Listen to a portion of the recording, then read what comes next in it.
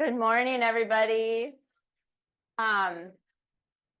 Thank you so much for coming today. My name is Sarah Hobbie, and I'm a faculty member in the Ecology, Evolution, and Behavior Department at the University of Minnesota. I'm also the lead principal investigator on the Minneapolis-St. Paul Metropolitan Area Urban Long-Term Ecological Research Program, which we call the MSP LTER because it's a lot simpler. So I really appreciate all of you who are joining us in person, and we have a number of people online too. So thanks so much for joining us. And so what I'm going to do today is just give you a little bit of an overview of the LTER, and then we have a number of presentations from our individual research and education teams that will go into more detail. And then, well, we'll talk about the rest of the day later. Okay. So just for those of you who aren't familiar with it, the U.S. Long-Term Ecological Research Network is a program that was started in the late 70s by the National Science Foundation when they recognized that it's not really possible to do ecological research over the typical 3-year period of an NSF grant. So they started this new program where the funding would be on a 6-year cycle, and there would be possibility for renewal. And so a number of sites in the network actually have been in existence for 40 years or more now. And we are the newest site in the network, and this is our 3rd year. There are currently 27 sites in the network, and as you can see, they range all the way from sites in the Arctic all the way to Antarctica. There are tropical sites and all kinds of biomes represented in between.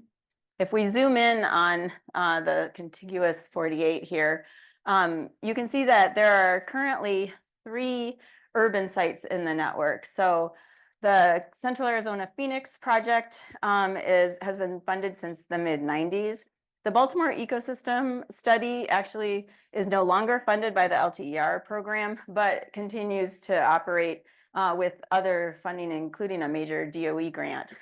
So we interact with these other urban sites, and along with those sites, as well as one agricultural site, we are the only sites that are really sort of mandated to not just look at ecological systems, but look at coupled social ecological systems. And so even though we are called an LTER site, I think of us as an LTSER site. I think it's safe to say that we have more social scientists represented at our site than any of the other LTER sites do. Ooh. Okay, so who are we? This was one of our a previous summer symposium, actually our first one. But who we are, we're about 30 senior personnel, and actually now up to, I forgot to change this, we're up to like 80, I think, grad students, postdocs, undergraduate staff, and affiliate researchers.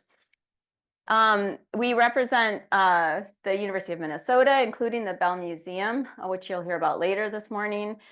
We also have folks from the Forest Service as well as the University of St. Thomas on our team.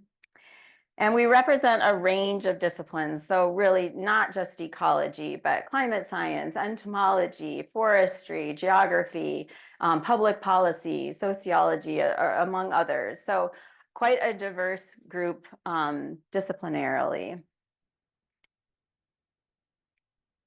And then we also have a number of partners, and a number of you are in the audience, either online or in person, and we could not do what we do without your involvement. So we're just so appreciative of your role. So we have folks from agencies, NGOs, cities, counties, community groups, park districts, watershed district and management organizations, as well as individuals who are involved in this project. So, people ask me, where's your study site? And our study site really is the entire 7-county metropolitan area. So we do study forests, lakes, stormwater, streams, ponds, yards, parks, and governance entities across the entire 7-county metropolitan area. So when we first wrote the grant, we were asked, to justify why the Twin Cities would be a good place to do long-term ecological research in an urban setting. And so we identified both a number of challenges and opportunities. So in terms of challenges, we have persistent environmental problems that continue to need addressing. There are also persistent racial and socioeconomic disparities, including who benefits from urban nature. There are a number of opportunities as well. So there's an abundance of long-term data, thanks to many of these partners that I just mentioned. We also are in the position where we have replicated lakes and watersheds and yards, and so we can actually do comparative work across these. And we also have replicated units of governance. So this is a really complicated area in terms of governance, which I have learned that we have polycentric governance, a term that I didn't know until my social science colleagues taught me that term. But we have 7 counties, over 100 municipalities, 33 watershed-based governing entities. So the governance of urban nature is extraordinarily complicated in this region, but it also provides a rich opportunity for comparative work. And we are a region in transition, both social transition as well as biophysical transition, where we lie at the intersection of 3 of North America's major biomes that are undergoing climate change. And there was a richness of ongoing research in the urban setting when we wrote the proposal. So it was really a time to bring all of that work together under the umbrella of the LTER. So in addition, residents of the Twin Cities feel a close connection to nature, and as in other cities, derive numerous benefits from urban nature, whether that be food or recreation, drinking water, or cultural or aesthetic benefits, among others. And in addition, urban nature is obviously important for supporting biodiversity. So studying urban nature is important both from in a social context as well as an ecological context.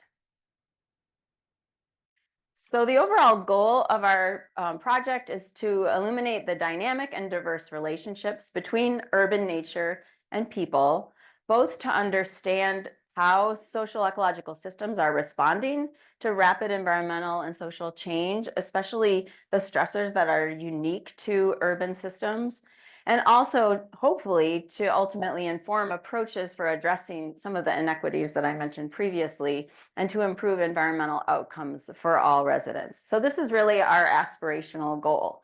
And as I said, we're 3 years in, so this is an opportunity for us to share with you what kind of progress we've made towards achieving these goals. So this is our conceptual model that frames the work that we do. So we conceive of the MSP LTER as a coupled ecological and social system that operates within the context of diverse, influential, and interacting both biophysical, social, and technical factors. And those are listed up at the top. And these factors are dynamic, and they change over really different timescales, from the long timescales over which the glacial processes and major geographical features have changed, like the major rivers that we have, to the highly dynamic factors such as ongoing climate change, immigration, invasive species, changes in stormwater infrastructure that are changing on annual to decadal timescales. And we examine this coupling of urban nature and the urban social system across organizational scales. So on the urban nature side, these scales range from individual organisms within habitat patches to stream and stormwater drainage networks that are operating within landscapes with the abundant surface water that we have in our region. And in the urban social system, these scales range from diverse individuals that are acting within groups, within numerous municipalities, on up to the complex governance systems and institutions that we have at the metropolitan regional scale. Uh-oh. Help me, John. Okay, thank you. And just to kind of step back and explain, when we talk about long-term research, like what does that look like? So I think when we think about long-term ecological research, we think more about, long-term observations and long-term experiments. But here in the MSP LTER, because of this focus on coupled human and natural systems, we also are thinking about long-term historical reconstructions, about like investments in parks, for example, that you'll hear about later on, and also about the long-term relationship building and community engagement that it takes to do community engaged research. So that process of building relationships with many of you is also a part of doing long-term social ecological research. I'm still not. Okay, next. We have 4 overarching questions that frame what we do. So next. Question 1 is basically, how does the biodiversity of urban nature mediate long-term responses of ecological structure and function, particularly of urban forests and pollinator communities, to stressors such as toxins and pests, climate change, and habitat fragmentation? Next. And so you're going to hear about work on toxins or contaminants, and on pollinators and on trees related to this question. Next. And then we have a second question: how do land use, management, and water body attributes interact with stressors such as climate change and pollution to influence hydrology and water quality of watersheds, streams, lakes, ponds, and stormwater over annual to decadal timescales? Next. And so you'll hear talks about work that we're doing at the watershed scale, and also work that we're doing on surface waters. Next. And then our third question is, how are decisions about urban nature, wealth, and well-being coupled over space and time to affect social inequities? And how can governance institutions be changed to better address equity such that environmental outcomes and human well-being are improved for all urban residents? Next. So you'll hear about work that we're doing around governance and advocacy, and also about the coupling between nature and wealth. And then finally, our fourth question is, how can long-term social ecological research engage inclusively with diverse urban communities, particularly Black, Indigenous, and other communities of color, for more equitable and meaningful scientific and community outcomes? So next. We also partner with the Bell Museum to provide science enrichment and experiences for K-12 learners as well as for the public. And you'll hear more about that work later at the end of the morning, actually. And then we also integrate LTER data collection and data analyses into learning opportunities in a variety of undergraduate courses. So next.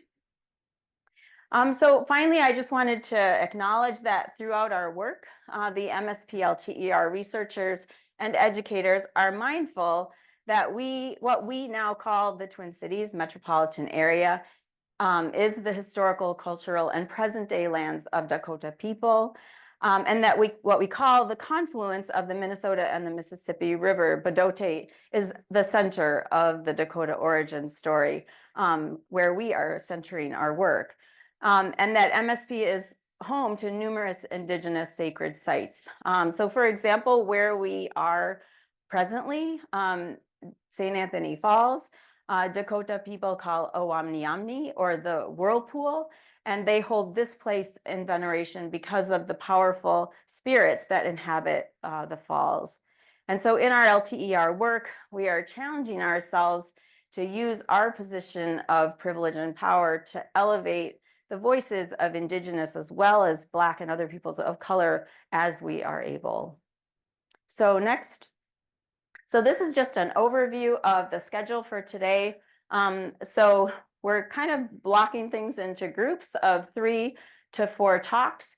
And so we're going to hold the questions for each talk until we've finished the block of talks, and then we'll have a period of Q&A time. And then we'll have a time for break and networking. Hopefully you all found the coffee and the treats that are just down the hall in the conference room. So without further ado, I am going to oh, wait, no, one more slide. This is very important. There's an afternoon event as well. And communities, our partners are invited to attend this afternoon event. This is the first time we've done this. So thanks to our community engagement team, they organized a community science and art fair that's happening from 2 to 6 p.m. It's at the Mississippi Watershed Management Organization, which is not that far away. It's just up the river a little ways on Marshall Street. And there will be a number of booths set up where the different teams that you're going to hear about the work of today have created exhibits, games, activities to help illustrate the work that we're doing. So it's a big experiment and it should be pretty fun. We had a lot of fun putting together the activities that we have going on there. So we'll be having lunch after this series of talks, and then there'll be a little break, and then we can head over to MWMO. The booth leaders from the different teams should try to head to MWMO at 1 to get set up. But the rest of you don't need to be there until 2. And then finally, a few announcements. Meredith, I have to make sure I get these announcements in. If you don't want your picture taken, please put a dot on your name tag, and we will not take your picture during the afternoon event is when we're primarily having pictures taken. If you want to, I don't know what the verb is anymore, X about this event, that's our social, our whatever you call it, our X thing. Shating has kindly volunteered to be the timekeeper, so pay attention to her signs. She will show a sign that when you have 5 minutes left and 1 minute left. Be alert, this is a working lab here at St. Anthony Falls, so just stay in the areas that we are using and try to avoid kind of wandering around. And there are rooms available for prayer and nursing and meditation. And there are a couple of rooms available for conferencing if you need to meet with others. Parking, if you've parked at SAFL, you need to be out of the parking lot by 5 p.m. So just make sure that you are. And then as far as lunch is concerned, I think that we're going to luck out here with the weather, but you can basically spread yourselves around. If you go the opposite direction from us, there's this water park at kind of the end here that is a cool place to check out. You can eat there. You can eat up here on the upper deck. We're not supposed to go down below this time, but you can go up the driveway out to Father Hennepin Bluff Park. You can stay in here. You can use the conference room. So just it's a peace lunch, so you can just grab your plate and kind of go wherever works for you. All right, so now I am going to introduce our next speaker, who is Emilie Snell-Rood. And Emilie is a professor also in the Ecology, Evolution, and Behavior department, and she is going to be speaking about urban contaminants. Thank you. Good morning, everyone. Okay, so I'm going to be talking about Q1.1, the urban toxins or contaminants group of questions. And we have a really big group of people. It's over the last year or two has really expanded in exciting new directions as new collaborators have come on. And I put up a picture of most everyone, not everyone, but most everyone, because I also want to start with an apology. I know you're not supposed to start with an apology, but that I can't talk about all of the pieces. So I'm going to highlight some of the pieces today. I'm sorry I can't get to all of them, but I love this wonderful group of collaborators that we've been growing over the last 3 years. So the urban contaminants sub-aim falls within there we go. Within the middle part of this conceptual diagram, where we're thinking about how toxins and contaminants move from soil or water or air into trees and plants and pollinators and things feeding on those, and then into the whole ecosystem and networks of water and trees and all this stuff. But then, of course, it's also influenced by policy and laws and regulations that affect those, whether you can use lead paint or not. So we're kind of firmly in the middle here. And we have sort of three overarching questions. First, we're interested in how contaminants move through urban ecosystems, thinking about, if you want to understand the water cycle, it's, water evaporates and then it rains down. But really to think about the lead cycle, you have to think about the human element. You have to think about the social element that affects these contaminants as well. Then we're also very interested in why species vary in not only their exposure to these contaminants in urban ecosystems, but their tolerance. Some organisms are dealing with these contaminants just fine. Why and how are they doing that? And then finally, how can ecological restoration mitigate contaminant exposure, both for the organisms, the non-human organisms living in urban ecosystems, and for people? So today, what I'm going to do is I'm going to kind of touch on a number of different studies that highlight these three questions and are all loosely linked together in thinking about urban plantings for pollinators. So restoration, especially of native plants, of native prairie plants that benefit humans, but also bees and butterflies and other pollinators. And how in restoring these plantings in sort of pockets of green space, we can understand these questions about urban contaminants and also provide biodiversity benefits in urban ecosystems. All right, so this first question, how do contaminants move through urban ecosystems? There are a number of hypotheses we're interested in here. One, I'll highlight a couple. The first is that we're really interested in how thinking about the lead cycle or the microplastic cycle, you have to think about the anthropogenic factors such as traffic or infrastructure age or industry in order to think about how these contaminants are cycling through urban ecosystems. So to illustrate this, here are just some data with respect to lead. This is soil mapping with soil samples that we've collected across a lot of our work, in addition through the Jelensky lab. This is a map that Mary made of St. Paul. And you can see the lines of this correspond to different neighborhood areas. And you can see the highlighting these hot spots of lead contamination in yellow here.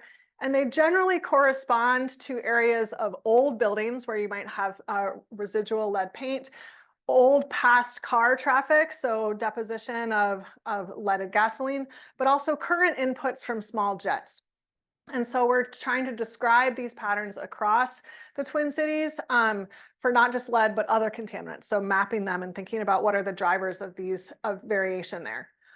Another hypothesis that we're interested in is, okay, if we know where these contaminants are in soil or water or air, how are they then moving through urban ecosystems? And can we predict that?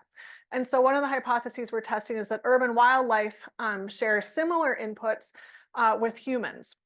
And so across our work, we've been trying to place our field sites in locations where the data that we generate is useful, not just in thinking about urban wildlife, but the people that are living in those spaces. So for example, a lot of our field sites have been chosen with respect to this map, which is from the Department of Health. This is showing census tracts with areas of elevated childhood blood lead levels. And so in choosing field sites with respect to human data, we can use this as a proxy for general sort of urban contaminants, but we can also hopefully answer questions like the Department of Health and some other agencies were interested in, well, why does East St. Paul in particular have particularly high childhood blood lead levels? And we can try to contribute to answering that question as well. So one of our sets of studies has been looking at urban butterflies in pollinator gardens. This map shows a subset of the field sites with respect to this map of childhood blood lead levels. You can see there are a whole bunch along this gradient. We go out to these green spaces, collect butterflies, and use it to ask a number of questions. And the first thing that we see is that we do see these sort of general drivers of contaminants in animal tissues. So this shows butterfly tissue lead levels in their thorax and then human blood lead levels here. So butterflies collected in areas where people have high lead also have high lead in their body. And you see the same pattern for bees. And so it suggests common drivers, whether that's soil, air, water, across urban ecosystems. So there's a lot going on in this graph, but this just breaks down the species of butterflies. And so what you can see, this shows, this shows soil lead, sorry, on the x-axis here, and butterfly lead on the y-axis. So in general, as soil lead in an area goes up, the lead of the butterflies goes up. So that suggests it's getting somewhat into the plants. They're eating the plants. Their body lead goes up. This is an overall pattern, but also you can see and highlighted for individual species. But interestingly, we also see some correlations with lichen lead. So what is this telling us? So Natalia, who I think is here somewhere, has been putting these lichens from Cedar Creek, an uncontaminated site, all over the Twin Cities. Lichens are a great biomonitor of air pollution, and then using that to get an idea of how much lead is being deposited through the air. And we see positive correlations here as well. So butterflies in areas with high lichen lead also have overall high tissue, and it's particularly pronounced for a handful of species here. So it suggests there's both soil inputs and air inputs, maybe water inputs too. We don't have those data yet, but we will. So what's happening to the butterflies once it gets into them? Again, all these species of butterflies here, we have a bunch of measures of butterfly sort of condition or stress. If you come to our table this afternoon, you can practice measuring butterfly wings and butterfly brains. But this is one of them here is overall butterfly size. And there's overall a trend, although it's not very pronounced, as butterfly lead content goes up, they tend to get smaller, which is what we expected. But we were surprised in that it's not nearly as pronounced as we thought. So the butterflies don't seem to be as stressed by high lead levels as we thought they would be. And one reason why is offered by another study. So we went into the mammal collection, the Bell Museum Natural History Mammal Collection, and looked at 4 species of mammals over the last 100 years. And what you can see is that lead levels in their tissue were much higher. And this is actually a log scale. So they were, I think, about 5 times higher 100 years ago than they are now. So it's possible that overall metal stress is actually less stressful than it was 100 years ago. All right. So this next question is, why do species vary in their exposure to and tolerance of contaminants? And I particularly want to focus on this question of tolerance of contaminants. So we're testing a couple of hypotheses. The one I want to share here is that in evolutionary history with really nasty plant defensive chemicals might predispose some species to deal with human contaminants. So the idea here is that while some species of insects, like this painted lady butterfly here, feeds on plants as caterpillars that have chemicals in them that are meant as defensive chemicals, but they also happen to be mutagenic. And this is selected over time for mechanisms in that butterfly to deal with DNA damage and free radicals. And it turns out that heavy metals and a lot of human contaminants also cause free radicals and DNA damage. So is this sort of something that could predispose some of these species to deal with human contaminants?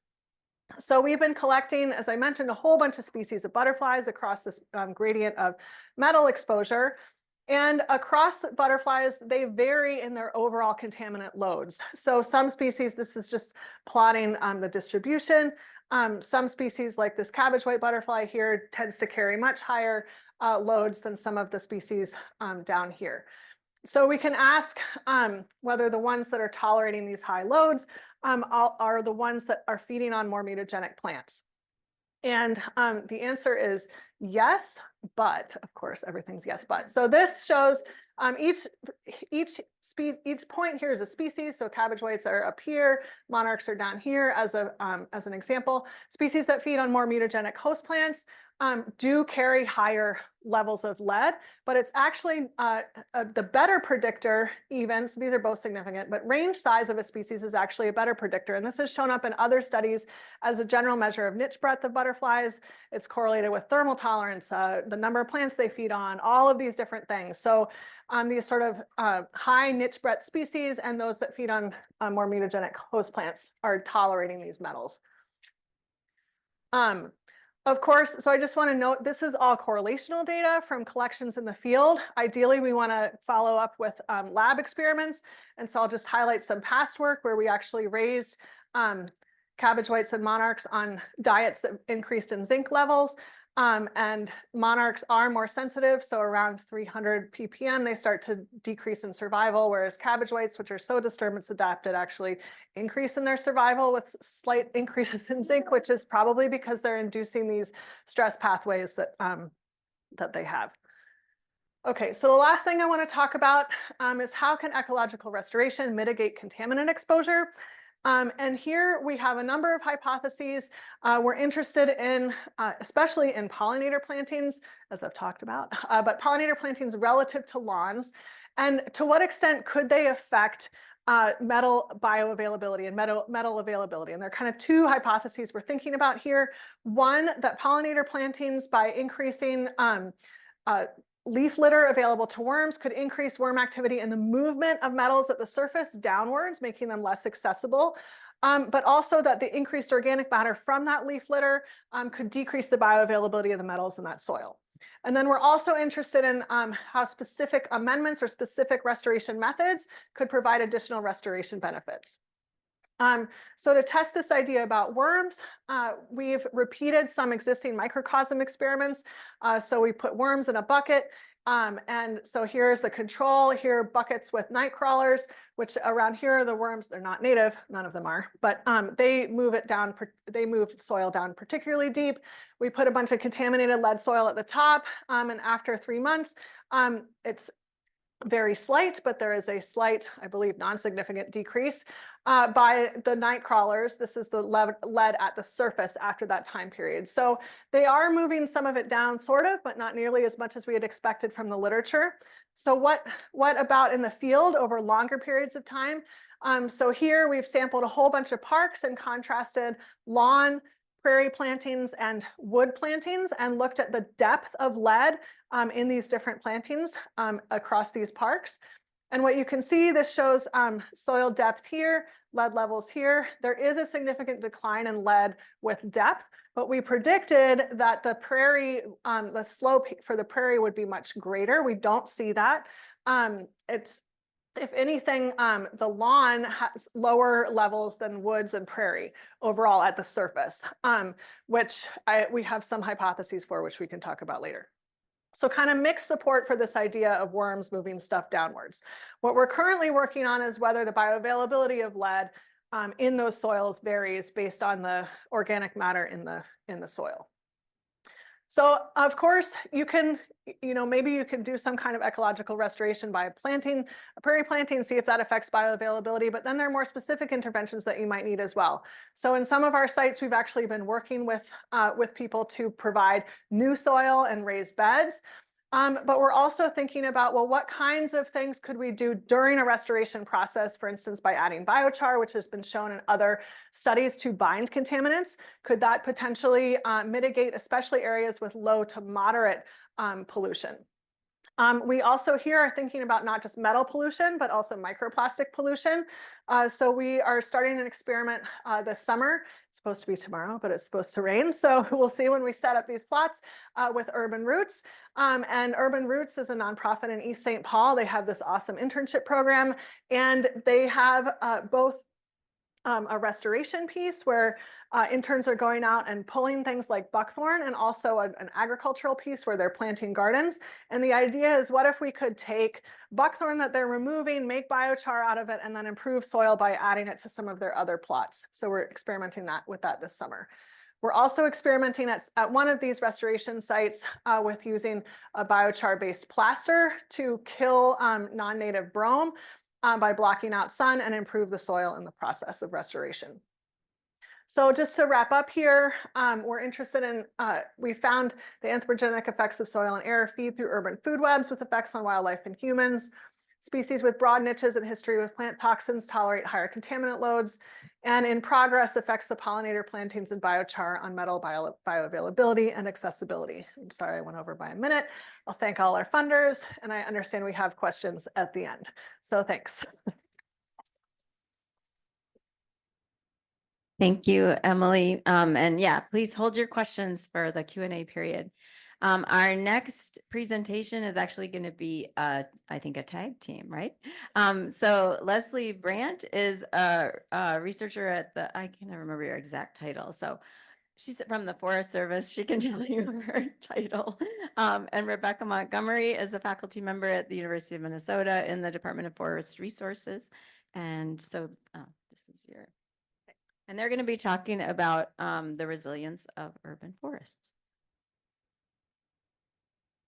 I'm just going to hold this because I can't. All right. So yeah, I'm Leslie Brandt. I am with the Office of Sustainability and Climate out of the U.S. Forest Service, Washington office. So we're going to be talking today also about a subset of question 1. So at that intersection of how do policies, governance, and social factors influence our biodiversity, and how in turn does that interact with our landscapes, and also landscape factors interact with our biodiversity. And we're focusing here on urban trees, both in developed sites as well as in natural patches. So our conceptual framework here is we're looking at how social and economic capacity, management decisions, biophysical settings, and ecological stressors can then influence biodiversity, functional composition, and how individual species traits and climate vulnerability can also influence all of these factors and then lead to changes in resistance and resilience to acute and long-term climate stressors. So our hypothesis is focusing on the fact that productivity and cover might increase and become more resilient or resistant with an increase in biodiversity. And so on the x-axis, we have time, and on the y-axis, we have productivity and cover. And so our hypothesis is that those high biodiversity urban forests are going to have higher resistance to stressors or resilience to stressors, and those that have low initial diversity with local management interventions might increase their resilience or resistance. And those with no action or lower diversity are going to see a decrease in productivity and cover over time. So our main questions are: how diverse is the tree canopy in the Twin Cities? So that is just a basic baseline question that we wanted to answer. Do socioeconomic factors influence the biodiversity of our tree canopy, and are social vulnerability and tree canopy vulnerability to climate change linked? So this is looking at our first sub-question. So we're just focusing on social and economic capacity and how that influences tree species composition in the Twin Cities, and then how that could potentially in the future influence resistance and resilience.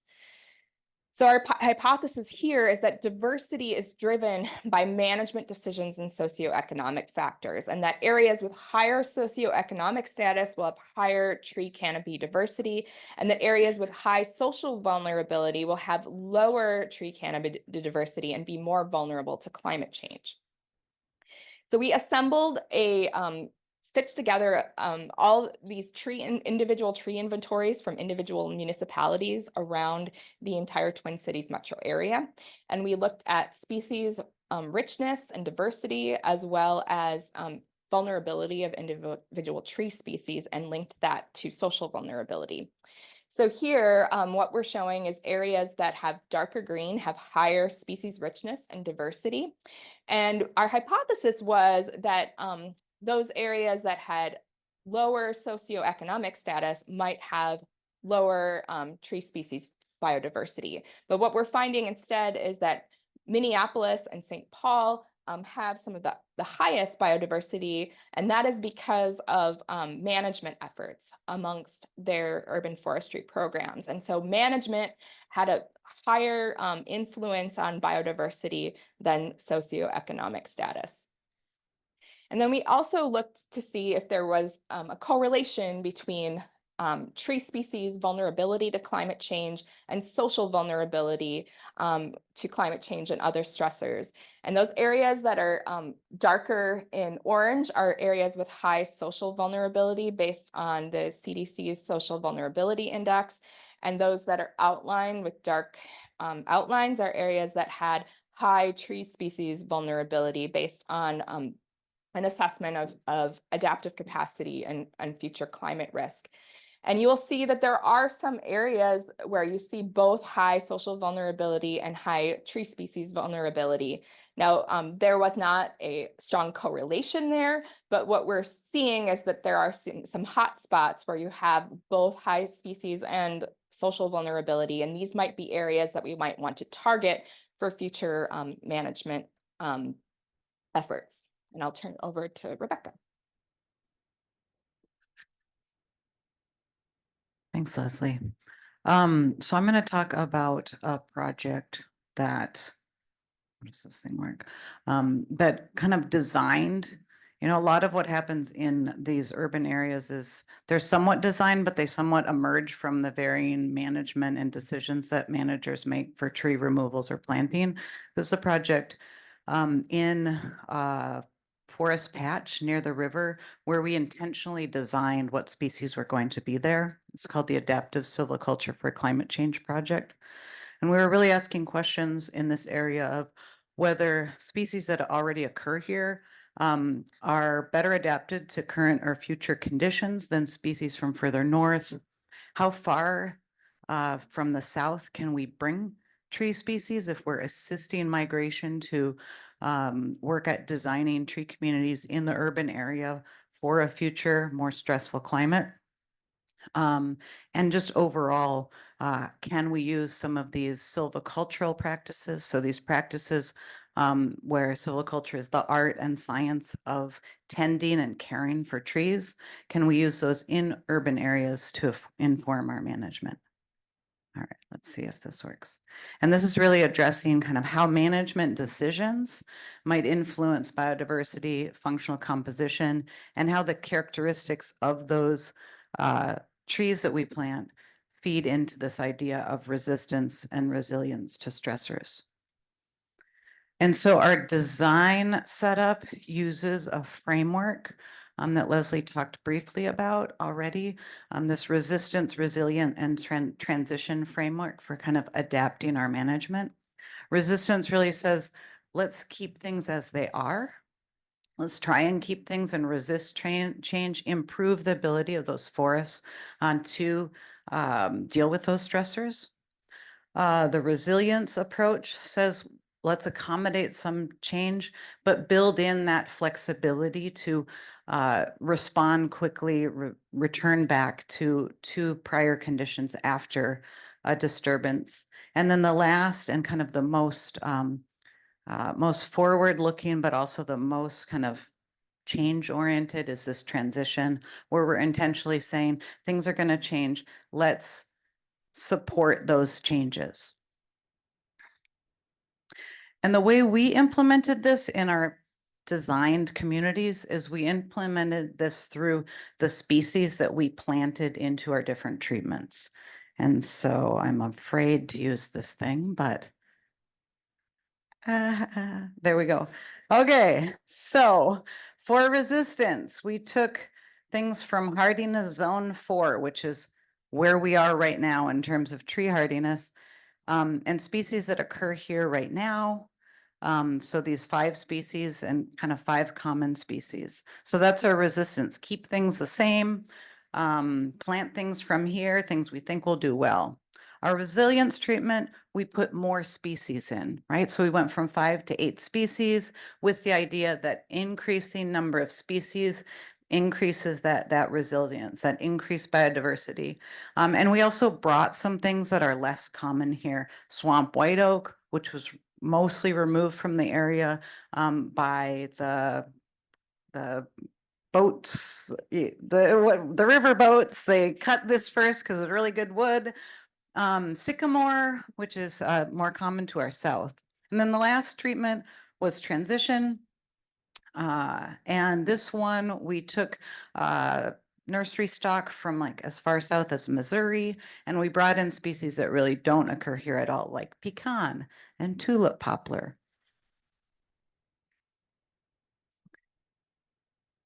All right, our hypotheses around this were that our resistance treatment would have high growth and survival in the first years, but that would diminish over time. For resilience treatment, we thought that they would have higher average growth and survival over time and be the most resilient in terms of climate extremes. We're not moving things too far here. And we're increasing the diversity. And then lastly, we thought that our transition treatment would have lower growth and survival compared to the other two at first, but that would increase over time. Now, we're only 3 years in, so we really can't answer a lot of these questions yet, but we have I have one data slide on this to just show that overall we have had really high survival, and the highest survival, as we predicted, were in the resistance and resilience, which mostly had things that are already here, with the lower survival in those transitions, but still pretty good survival, even as we're moving things pretty far from where their homes are. Okay, and then I'm going to bring this home. I have no idea what my time is. Okay, I see it here on the clock. By talking about our third piece, urban forest patch structure and diversity, and this is really thinking about some of the biophysical settings, stressors, leading into the composition diversity, and then eventually getting into resistance and resilience. And the people that did most of this work are sitting in the room. So when we get to questions, I'm going to call on them to help us out with this. So one of the main questions for this part was, how does the structure of vegetation, is it tall, is it short, is it dense, and the diversity, how many different types of things are there, influence forest responses to disturbance. And again, like these designed experiments, we thought high biodiversity, high complexity in terms of that structure. We got big things, small things, would have higher resilience than these more simplified low diversity and low complexity. So how do we do this in the cities? Well, we used remote sensing. So we used a number of different approaches. We used satellites. We used some on-the-ground treatments. Right there, on-the-ground treatments, satellites, put it together with fancy modeling in the computer to come out with findings around what different attributes differ among management areas, among forest patches, among these plots that were sampled. And what they found was really who manages makes the most difference, and it has the most effect on these factors. Currently, they're working as well to think about, well, what is it about some of these management agencies, right? So looking at what are some of these drivers, surveying environmental groups to affect how they, about stewardship of biodiversity, thinking about what are some of the motivations, what are their approaches to better understand how this management piece comes into play. I'm going to skip the earthworms and close out with two kind of slides that have some imagery on here. The next steps is really saying, okay, we know we have differences in diversity, structure. We know a little bit about the drivers. What are the consequences? And so the next step is really looking at, these are seasonal change in the canopy. You can think about it as like green up and green down, and think about when we layer a stressor like drought on here, how does that influence these metrics of productivity? And all of this is publicly available. Maybe not all of it will be publicly available, but a lot of the structural data and information about the plots are online and searchable, and people are welcome to go in there and explore something close to their home to look at these attributes. And with that, I think I only went over a little bit. Thanks, Rebecca and Leslie. So we're going to have Q&A now, and we have, I think some people that are volunteering to run the mic. So you can ask questions of any of our speakers. Do you need another? Are there questions? Yeah.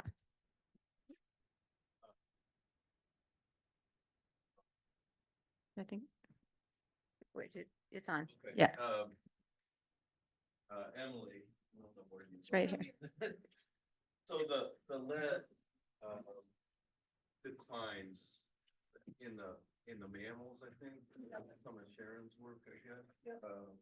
So that goes back to the 1930s, I think, was the start of. Yeah, the earliest we had was 1911. So the things that I can think of, certainly removal of lead from fuel, from gasoline. But that was in the 70s, right? And then paint, I think that was also in the 70s. Yeah. But it seemed like it was declining much before that. So I'm just curious. Yeah, no, that's a great Wait, you have question. to take the mic. That's a great For question. our online Um, audience, we have to make sure that we run the mic, so. Yeah, that's a great question. I'm happy to send you the paper if you want, because that's how we framed it. We had predicted that we would see a big decrease in the 70s because that's when a lot of the sort of de-leading policy went into effect. But there are a couple of other studies looking at cores and stuff that suggest that lead started to decline way before then because it's also emitted in various industry things and coal burning and stuff like that. So we think it's primarily driven by a decrease in atmospheric deposition from all over the world. So Yeah. the been measured with burning coal. Sorry? Have there been measured with burning coal in terms of removing lead? To try to, like, from policy, I don't know. I should look into that. I think we have time for one more question. Yeah, Mike. Just a comment, there's lots of maps on these. It would be really helpful to have some landmarks that people, when you're looking at it, can see where we are on the landscape. So I don't know if that's sending major highways through, just to kind of help people orient it would be more effective. Anyway, for me. Thank you. Yeah, thanks. We did outline Minneapolis and St. Paul, I know in some of the, but yeah, if you have other ideas about how to do that better, let us know. Any other questions? I think, yeah, we can, Sasha. This is a question for the trees group. So at the beginning, you define productivity. What is productivity and whose goals is this idea meeting? And also, is this idea of productivity based on what's happening now is, like status quo is good, or where is this going? So we're defining productivity in an ecological sense. So looking at growth of trees. So we can look at like net primary productivity, for example, as the one measure. That's pretty much classic in an ecological sense. But we could think about this more in a social ecological context too. And so I'd be happy to talk to you about other ways we could think about it. Yeah, and I think maybe to answer your question about like, is higher productivity better? Is that and so was that something that you were getting at? Okay, yeah. Yeah, so whether higher productivity is good, I think is you have to ask that question from a human perspective. So if you're a forester and you're trying to get more timber, higher productivity is good. If you're interested in more tree canopy cover, higher productivity is a good thing. Tree growth is an indicator of tree health. And so, in the ask experiment, then higher productivity indicates, a healthier tree. So we're going to stop now and take a little break and gather back at 10:05. So we have about 10 minutes for break. So I encourage you to introduce yourself maybe to someone that you haven't met. There's coffee, there are treats, and thanks to all of our speakers.